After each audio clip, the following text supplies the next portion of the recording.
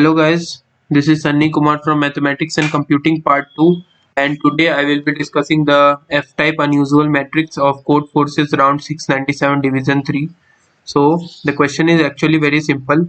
It is actually a simple logical question, and it says that there is a binary matrix of size n into n whose entries are only 0 and 1 as it is a binary matrix. And now we can do the operations any arbitrary number of times, and arbitrary means the order of operations doesn't matter and the number of operations is actually infinite, that is varying from 0 or more. Okay, there is a vertical XOR and there is a horizontal XOR. Vertical XOR means you have to select any j equal to j from I equal to 1 to n, and if we apply vertical XOR we are going to flip all the entries of that column. If we apply horizontal sort, we are going to flip all the entries of that row. Flipping all the entries means we are going to take the entry, we are going to take XOR with that entry. Okay, XOR with 1.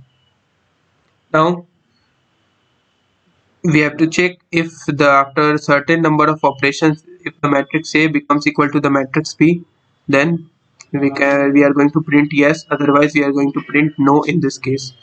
So first let us understand this question mathematically. Okay, now okay, let me move here first. Now as you can see, the if we apply a horizontal XOR x times, and if we apply vertical XOR x times, it doesn't matter uh, how many times we are going to apply the XOR. Suppose we are going to apply this XOR here, applying a horizontal XOR here, and then we are again applying horizontal XOR here, then we are again applying horizontal XOR here. Suppose we are applying horizontal XOR 3 times, so it makes all the elements of that row again to the same. So we conclude that, so it doesn't matter how many times we are going to apply the, if we apply the horizontal XOR or vertical XOR one time, then we can approach the answer. Let us know how we can approach the answer. Suppose I am going to take this as example. I am going to copy this, and let us understand this question somewhat more bit clear. Okay, now suppose I am going to flip, I am going to iterate for I equal to 0 to I equal to n minus 1, and I am going to iterate with, let me give some space here first for clarity. Okay, now suppose I am going to iterate from I equal to 0 to I equal to n minus 1 for the first row, that is for starting row. Okay, now if I have to make this matrix as equal to 0 0 0 0 0 0 0 0 0. Okay, if 1 is not going to be equal to this 0, so it is obvious that we have to at least do one operation, that is either we apply a vertical XOR or a horizontal XOR. And again, if this one is not equal to 0, we have to going to apply either vertical XOR or horizontal XOR. It doesn't matter what operation we are going to apply, because the number of operations we can apply is infinite, and it is in any arbitrary order. And again, if we are going to see that this 0 is equal to this 0, so it is obvious that we have to leave this 0 as it is. So what we are going to do, suppose this one is not matching with this, because the entries are different, here it is 1, here it is 0, so either we can apply horizontal XOR or a vertical XOR. So the best we can do is here, the best, or we can say that let it is an arbitrary. So let us first apply a vertical XOR here to make this entry equal to this entry. So what we are going to do is we are going to change this to this 0, and if we are applying a vertical XOR, so all the elements of this column are going to be flipped. So after applying one vertical XOR, all the elements of here, as you can see, it is flipped 0 1 0. Now again we are iterating in the first row, so again we found that here it is 1 and here it is 0, so entries are not same. We are going to again apply any one operation, so it is best, or we can say apply a vertical XOR operation and flip all the bits 0 1 and again 0. Here all the element bits are going to be flipped. Now here it is 0 and here it is 0, it is already same, so we are going to continue further.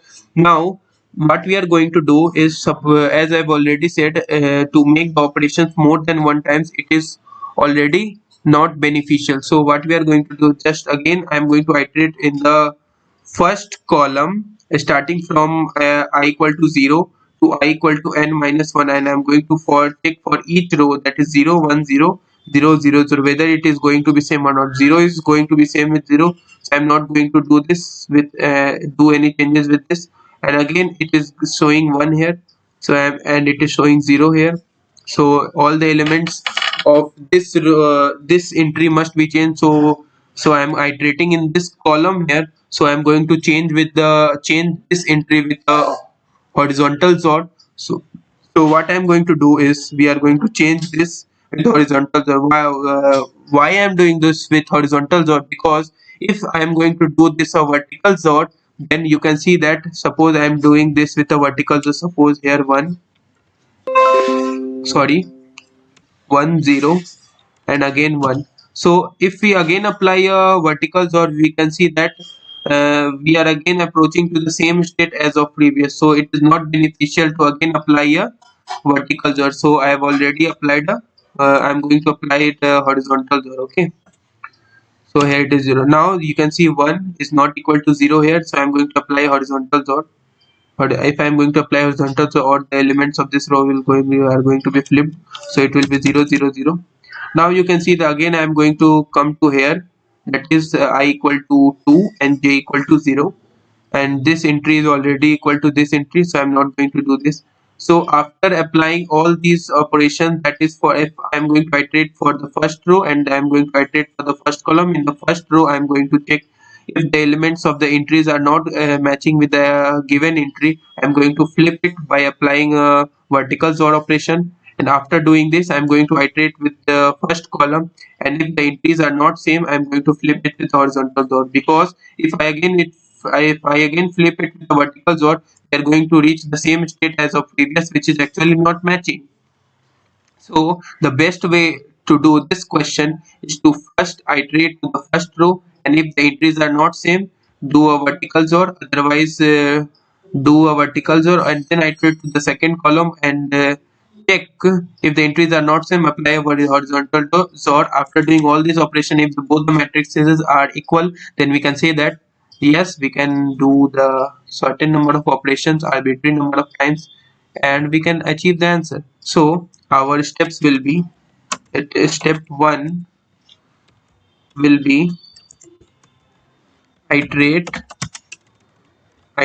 in the first column, and if the entries aren't equal, then apply vertical